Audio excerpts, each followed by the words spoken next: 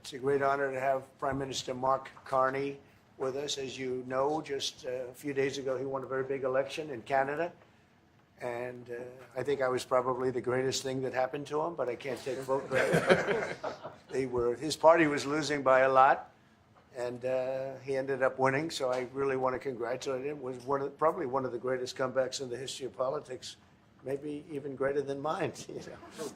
But I want to just congratulate you. That was a great election, actually. We were watching it with interest, and I think Canada chose a very talented person, a very good person, because we spoke before the election quite a few times. And it's an honor to have you at the White House and the Oval Office. And you see the new and improved Oval Office as it becomes more and more beautiful with love. You know, we handle it with great love and 24-karat gold. That always helps too. Right? But it's been a lot of fun. We're going over some of the beautiful pictures that were stored in the vaults that were for many, many years, in some cases over 100 years. They were stored in vaults of the great presidents, or almost great presidents, all having a reason for being up, every one of them.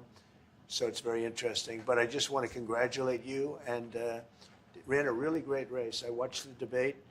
I thought you were excellent, and I think we have a lot of things in common. We have some tough points to go over, and that'll be fine. We're going to also be discussing Ukraine, Russia, the war, because Mark wants it ended as quickly as I do. I think it has to end.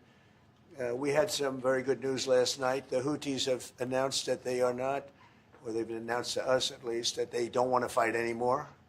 They just don't want to fight. And we will honor that. And we will stop the bombings. And they have capitulated, but more importantly, we will take their word. They say they will not be blowing up ships anymore. And that's what the purpose of what we were doing. So that's just news. We just found out about that. So I think that's very, very positive. They were knocking out a lot of ships going, as you know, sailing beautifully down the various seas. It wasn't just the canal. It was a lot of other places. And I will accept their word, and we are going to stop the bombing of the Houthis. Effective immediately, and Marco, you'll let everybody know that, okay? Do you have something to say about that, by the way? It's a pretty big announcement. Yeah, this was always a freedom of navigation mission. These guys, these are, you know, a band of individuals with advanced weaponry that were threatening global shipping, and the job was to get that to stop. And if it's going to stop, then we can stop. And I think it's an important development. And we'll have maybe before we're going to, as you know, the Middle East, Saudi Arabia. We're going to UAE and Qatar, and that'll be, I guess, Monday night. Some of you are coming with us. I think before then we're going to have a very, very big announcement to make, like as big as it gets, and I won't tell you on what, but it's going to, and it's very positive. I'd tell you if it was negative or positive. I can't keep that out. It is really, really positive. And that announcement will be made either Thursday or Friday or Monday before we leave. But it'll be one of the most important announcements that have been made in many years about a certain subject, very important subject. So you'll all be here. Mark, would you like to say a few words? Well, thank you, Mr. President. I'm on the edge of my seat, actually, for the big announcement. But thank you for your hospitality and above all, for your leadership. You're a transformational president, focus on the economy with a relentless focus on the American worker. Securing your borders, ending the scourge of fentanyl and other opioids, and securing the world. And I've been elected with my colleagues here, with the help of my colleagues here. I'm going to spread the credit to transform Canada with a similar focus on the economy, securing our borders, again on fentanyl. Much greater focus on defense and security, securing the Arctic and developing the Arctic. And you know, the history of Canada and the U.S. is we're stronger when we work together, and there's many opportunities to work together. And I look forward to, you know, addressing some of those issues that we have, but also finding those areas of mutual cooperation so we can move forward. That's great. Very nice. Thank you very much. It's a very nice statement. Mr. President, Anybody? Is USMCA dead? No, it was actually very effective. and it's still very effective, but people have to follow it. So, that's been a problem. People haven't followed it. But it was a transitional step a little bit, and as you know, it terminates fairly shortly. It gets renegotiated very shortly. But I thought it was a very positive step from NAFTA. NAFTA was the worst trade deal in the history of our country, probably in the history of the world. And this was a transitional deal, and we'll see what happens. We're going to be starting to possibly renegotiate that if it's even necessary. I don't know that it's necessary anymore, but it served a very good purpose. And the biggest purpose it served is we got rid of NAFTA. NAFTA was a very unfair deal for the United States. Very, very terrible deal. It should have never been made. It was made many years ago, but it should have never been made. Yeah. Mr. President, plus concerning Canada and the United States, would you like to see your first trade deal be with Canada, our neighbors in the world? I would love that. Look, I have a lot of respect for this man, and I watched him come up, in a sense, through the ranks when he wasn't given much of a chance, and he ran a really great campaign. He did a really great debate. I think that debate was very helpful. I was going to raise my hand. I don't know if that's good or bad. I shouldn't say that. That might hurt you. But no, he ran a really great election, I thought. And yeah, something could happen. Something could happen. Yeah, please. What's the top concession you want out of Canada? The top concession you want out of Canada? Concession? Yes, Friendship.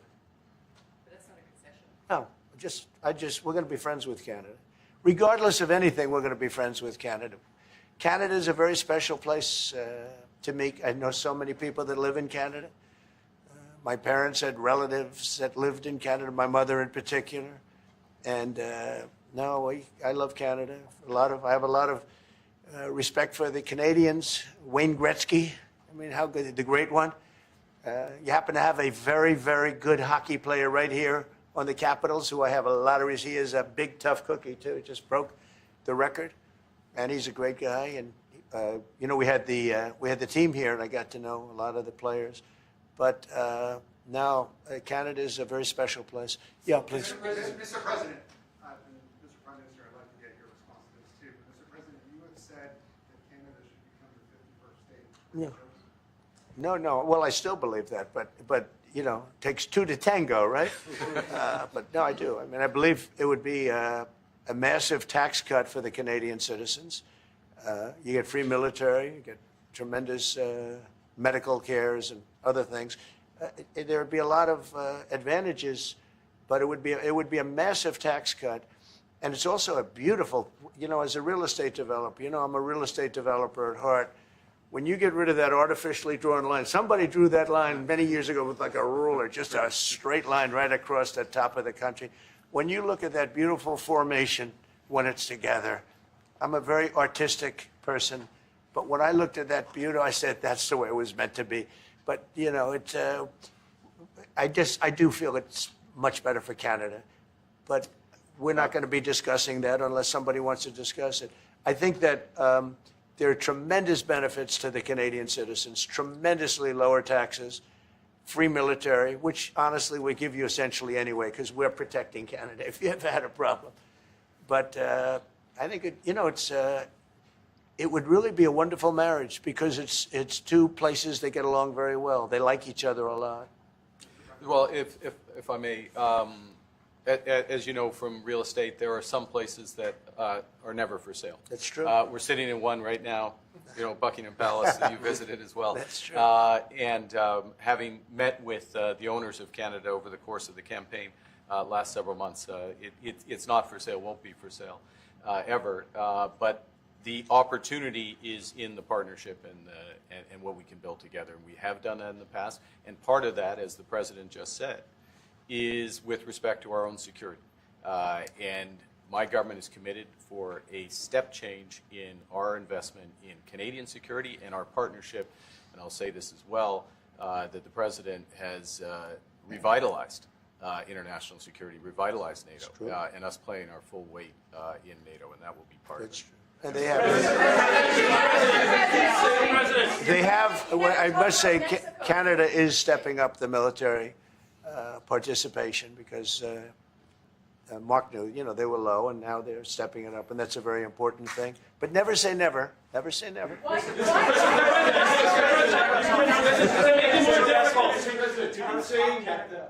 would it take to get the tariffs off of Canada? Well, we'll be talking about different things. Like, we want to protect our automobile business, and so does Mark. But we want to make the automobiles, and we want to, we have a tremendous abundance of energy, more than any country. We have, just in Alaska alone, Anwar has been reopened now. Anwar is probably the largest find anywhere in the world. They say it's larger than Saudi Arabia. I don't know, but it's a lot. But we have tremendous amounts of energy. Other countries don't. We're both lucky in that way. They have energy. We have energy. We have more than we can ever use and more than we could ever sell, actually. And you have the same thing. So we're two countries that are very lucky. If you look at China, they don't have that. It's a big disadvantage. Other countries, most countries don't have. Most countries don't have that. So Canada and us, we have a lot of advantages over other places. Mr. President, when you consider what Mr. Carney just said, that Canada is not for sale, does this make the discussion a little more difficult to start on? No, not at all. No, not at all. No, time will tell. It's only time. But I say never. I've had many, many things that were not doable, and they ended up being doable, and only doable in a very friendly way. But if it's to everybody's benefit, Canada loves us, and we love Canada. That's, I think, the number one thing that's important. But we'll see. I mean, over time, we'll see what happens. China. I was hoping you can clarify something. Earlier this morning in Capitol Hill, Secretary Besson said that there hadn't been no negotiations yet with China. You have said something different. They want to meet, and they're doing no business right now. And those ships are turning around in the Pacific Ocean. Big turn. Those are big ships. Those ships take about 10 miles to turn. And, we lost $1 trillion to China on trade because of an incompetent president that we had who preceded me, grossly incompetent. You're finding it out more and more now. And by not trading, we're losing nothing. So we're saving $1 trillion. It's a lot. But they want to negotiate, and they want to have a meeting, and we'll be meeting with them at the right time. But you haven't met with them yet. I have not met with them, of course. You would know if I met. I'd tell you. They want to meet, but, we are right now. Look, they're suffering greatly. Their economy is suffering greatly because they're not doing trade with the U.S. And they made most of their money off the U.S. Don't kid yourself. They don't make the money off other countries like this. And they were making. We had a trade imbalance. We had a deficit, or they had a surplus. Another way of saying it, of more than $1 trillion. Think of it, more than $1 trillion. And because of 145%, that's the only reason, but because of they have now 145% tariff, there's no trading. You can't trade with 145%. We are, therefore, making, in a certain way, I guess, $1.1 trillion. In other words, we're not losing $1.1 trillion. Our deficit is much better. When I started, I say we were losing billions of dollars a day on trade. That's rapidly turning around. We looked at numbers this morning. So we were losing, the United States during Biden was losing more than, I won't even give you numbers because they're so embarrassing, but billions of dollars a day on trade. Those numbers are rapidly turning between the tariffs. Don't forget, we're now getting 25% on cars, 25% on aluminum, 25% on steel, and maybe more importantly, massive numbers of companies are moving into the United States. Honda, we have tremendous, the car companies are moving in at levels we've never seen before. The biggest investment ever made in the United States is being made right now. Trillions of dollars. I would say we could be at $9 trillion. You could go back to other presidents. They haven't had $1 trillion for their entire term. Look at Biden. He had bad numbers. People were leaving. They weren't coming in. They were leaving with Biden, and he didn't know the difference. The only thing he knew is people coming in. You know who they were? Illegal immigrants, okay, from prisons, from mental institutions, from all sorts of places that weren't good, from gangs, from Venezuela. They were coming in and they were criminals and murderers, 11,888 people that murdered, and at least half of them murdered more than one person. This is what Biden led into our country. I'm bringing in big companies. We have Apple is investing $500 billion. We have Jensen, as you know, is going to be 500 biggest chip maker, or chip thinker, I call him. He's really a thinker more than a maker. But we also have the maker, Mr. Wei. I get to know them all in the last, it was a cram course. But they're all moving into America because of the tariffs. And I don't think people have appreciated it. Some people do. Some of the smart people do. So we have more money coming in. It's really an amazing thing. We have more money being invested in the United States now than at any time ever before in our history, and it's not even close. And I think the real number could be 9 or 10 trillion. We don't know everybody that's doing it. We have many. I just heard about a plant that's being built right now, a very, very top-of-the-line company, and they didn't come to the White House. They're just doing it because they're making it, because if they build here, there are no tariffs. And this is the big market. This is the market. That sets us apart from it. This is the market where everyone wants to be. Now, if I didn't come here and do this, all of a sudden we wouldn't be the market where everyone wants to be. So we were able to do it in time. But we're going to have a great announcement. And I'm not necessarily saying it's on trade. Going to the beginning, we're going to have a great announcement over the next few days, an announcement that will be so incredible, so positive. And I'm not saying, I don't want you to think it's necessarily on trade. Just to finish, we also have a situation, because everyone says, when are you going to sign deals? We don't have to sign deals. We could sign 25 deals right now, Howard, if we wanted. We don't have to sign deals. They have to sign deals with us. They want a piece of our market. We don't want a piece of their market. We don't care about their market. They want a piece of our market.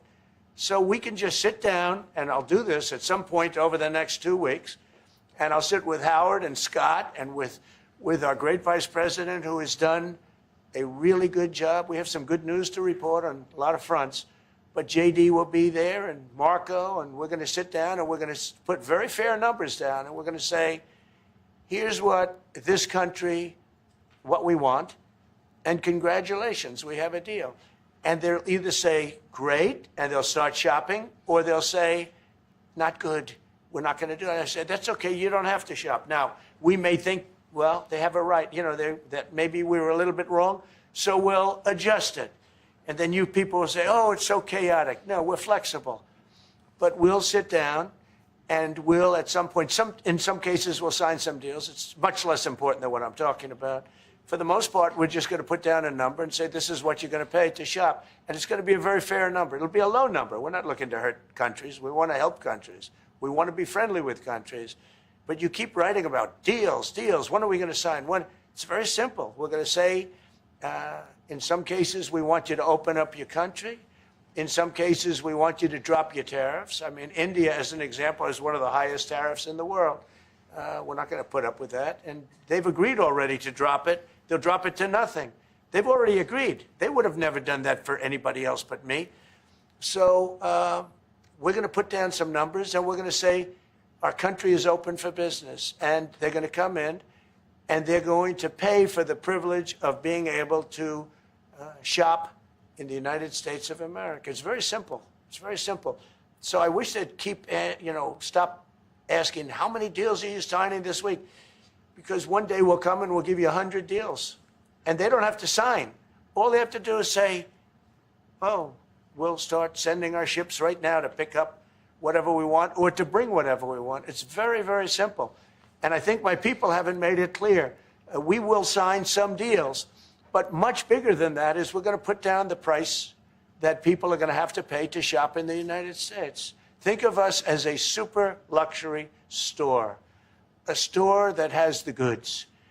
You're going to come and you're going to pay a price, and we're going to give you a very good price. We're going to make very good deals. And in some cases, we'll adjust. But that's where it is. And we've been ripped off by everybody for 50 years,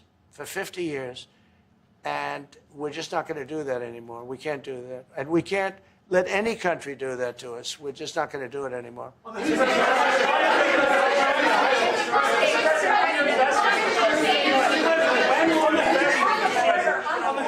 you tell us a bit more about the deal that you've reached with the Houthis? No, it's not a deal. They've said, please don't bomb us anymore, and we're not going to attack your ships. And where did you hear about that? It doesn't matter where I hear it. The very good source, I could tell you.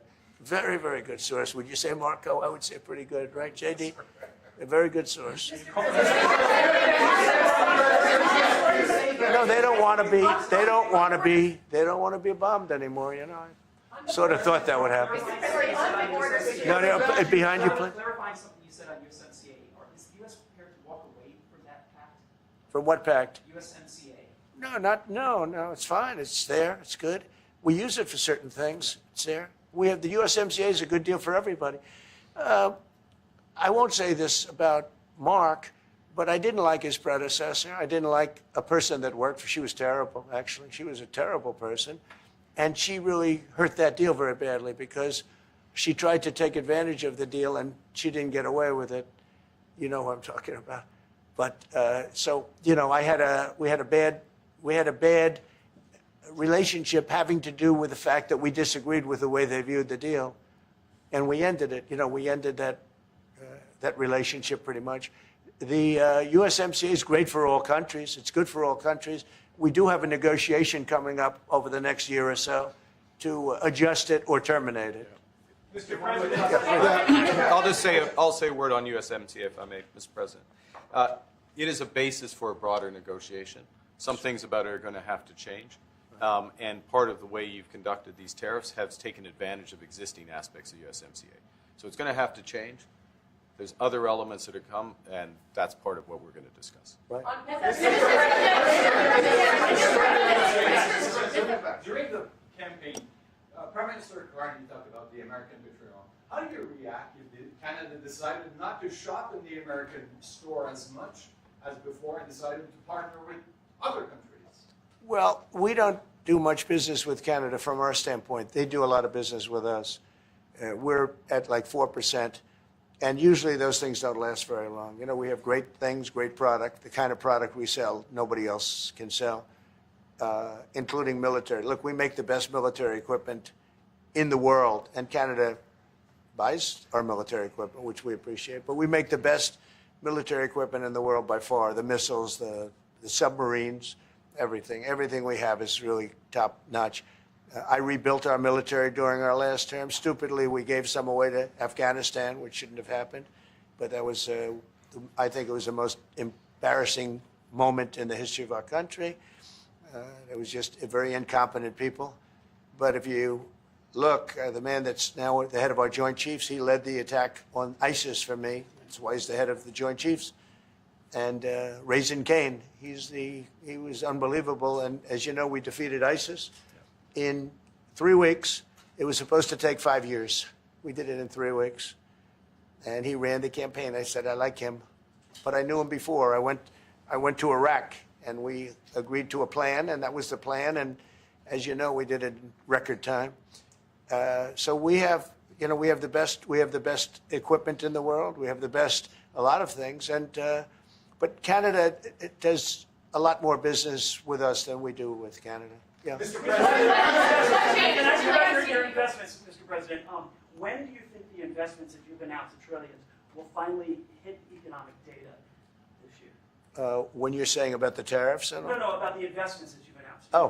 It's hitting right now. Look, they're already starting AI plants. These are not people that look for financing. That's a good thing. You know, in real estate, you get a site, then you have to look for financing, you have to get your zoning, 5 years later you start building, you get a bank, then the bank's no good. And these people have massive amounts of cash. The CHIPS Act was a ridiculous thing because that doesn't get them to build. All we did is hand very wealthy companies money. The CHIPS Act that was done by Biden.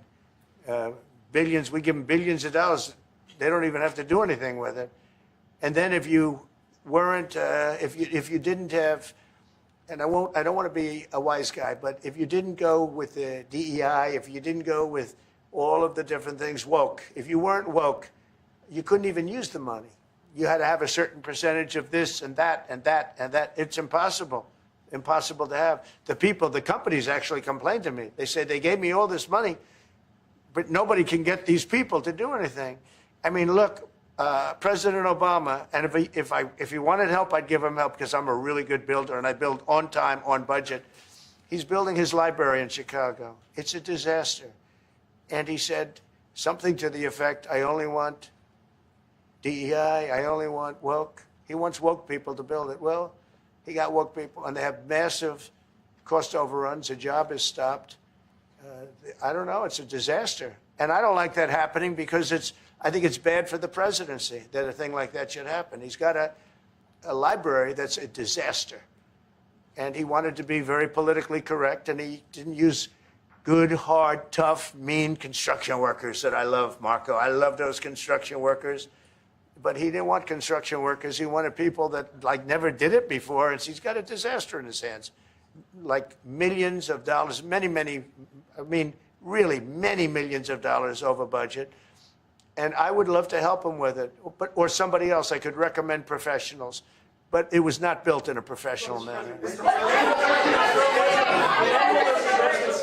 By the way, nor was in California a little train going from San Francisco to Los Angeles that's being run by Gavin Newsom, the governor of California. Did you ever hear of Gavin Newsom?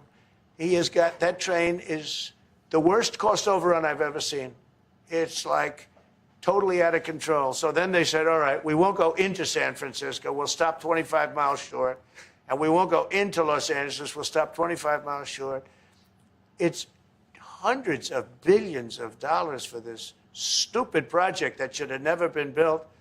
And then they realized that it would have been a lot less costly if we just gave limousine service back and forth and gave it free. They would have saved hundreds of billions of dollars. They have airplanes that go there for one 1/100th the cost. And they have cars. They have a thing called the highway that goes back and forth that's not fully utilized. And they got involved with this project. And Gavin, you know, I always liked Gavin. I had a good relationship with him. I just got him a lot of water. You know, I sent in people to open up that water because he refused to do it. And we just got him a lot of water. If they would have had that water, and if they would have done what I said to do, they wouldn't have had the fires in Los Angeles. Those fires would have been put out very quickly. But if you think about it, and you got to take a look at this, it's the worst cost overrun I've ever seen. I've watched a lot of stupid people build a lot of stupid things, but that's the worst cost overrun I've ever seen, what's happening between San Francisco and Los Angeles. And you ought to ask about that because this government is not going to pay. I told our very great new Secretary of Transportation, he's doing a good job, Sean Duffy, I said, we're not going to pay for that thing. They are just, it's out of control. This is something that you don't have things like this. It's not even conceivable. Like 30 times over budget, 30 times. It's the craziest thing and now it's hundreds of, it was supposed to be a simple train. And I think the media should take a look at it. And I'd love him to run for president on the other side. You know, I'd love to see that. But I don't think he's going to be running because that one project alone, well, that and the fires and a lot of other things, pretty much put him out of the race. Mr. President, what changes would you like to see to the USMCA? Or what changes would you like to see? We're going to work on some subtle changes, maybe. I don't even know if we're going to be dealing with the USMCA. We're dealing more with concepts right now. Look, right now, we're doing trade. We have trade. They're paying a tariff on cars and steel and aluminum. And I think we have a baseline of 10% or something like that for the tariffs. But we're getting along very well. Right now, going no further, but we have an agreement. We did something with even parts. You want to discuss that, Howard, with respect to Canada, which helps Canada out? Sure. So we've made an arrangement with the car companies that 15% of their USMCA parts are included, and then 15% of foreign parts from the manufactured suggested retail price are not tariffed to help domestic manufacturing really thrive. So it gave them a chance to be able to build their car parts factories if they're going to. A lot of these companies already have factories, and what they have to do is just fill them out. But they're able to build them in the United States, so we gave them a pretty substantial period of time. Just to clarify, Mr. President, is there anything the Prime Minister can say to you today to change your mind on tariffing Canada? Tariffing cars? Tariffing Canada. Is there anything he could say to you in the course of your meeting No, Why not? just the way it is. What's your first date? Yeah. If Canadians don't want it, would you respect that? Sure, I would. But this is not necessarily a one-day deal. This is over a period of time they have to make that decision. Yes, go ahead. Yeah, if I may. Well, respectfully, Canadians' view on this is not going to change on the 51st state. Secondly, we are the largest client of the United States in the totality of all the goods. So we are the largest client of the United States. We have a tremendous auto sector between the two of us, and the changes that made have been helpful. 50% of a car that comes from Canada is American. That's not like anywhere else in the world. And to your question about is there one thing? No, this is a bigger discussion. There are much bigger forces involved, and this will take some time and some discussions, and that's why we're here, to have those discussions, and that is represented by who's sitting around the table. See, the conflict is, and this is very friendly. We're not. This is not going to be like we had another little blow up with somebody else. That was a much different. This is a very friendly conversation, but we want to make our own cars. We don't really want cars from Canada, and we put tariffs on cars from Canada, and at a certain point, it won't make economic sense for Canada to build those cars. And we don't want steel from Canada because we're making our own steel, and we're having massive steel plants being built right now as we speak. We really don't want Canadian steel, and we don't want Canadian aluminum and various other things because we want to be able to do it ourselves. And we, because of past thinking of people, we have a tremendous deficit with Canada. In other words, they have a surplus with us. And there's no reason for us to be subsidizing Canada. Canada's a place that will have to be able to take care of itself economically. I assume they can. I will tell you that Trudeau, when I spoke to him, I used to call him Governor Trudeau. I think that probably didn't help his election. But when I spoke to him, I said, so why are we taking your cars? Why are we taking we want to make them ourselves. I mean, I said, and if the price of your cars went up, or if we put a tariff on your cars of 25%, what would that mean to you? He said, that would mean the end of Canada. He actually said that to me. And I said, that's a strange answer, but I understand his answer. But no, I mean, it's hard to justify subsidizing Canada to the tune of maybe $200 billion a year. We protect Canada militarily, and we always will. We're going to, that's not a money thing. But we always will. But, it's not fair. But why are we subsidizing Canada $200 billion a year, or whatever the number might be? It's a very substantial number. And it's hard for the American taxpayer to say, gee whiz, we love doing that. Thank you very much. We're going to have a very substantial. Thank you. Thank you very much. Why don't you tell the governor? Why did you tell the governor? Canada is not contributing 50% of GDP. Are you concerned that Canada, Sarah? Sir, NATO spending? You probably tell Canada's NATO spending. Thanks, guys. You should deal with this. Why don't you call the governor? Why do you call him prime minister? Thanks, guys. We're out. Are you going to the World Cup? Thank you. Are you going to go to the World Cup games? Thanks, guys. Keep going. I'm just waiting for my pen. Thank you. Sorry. Thank you.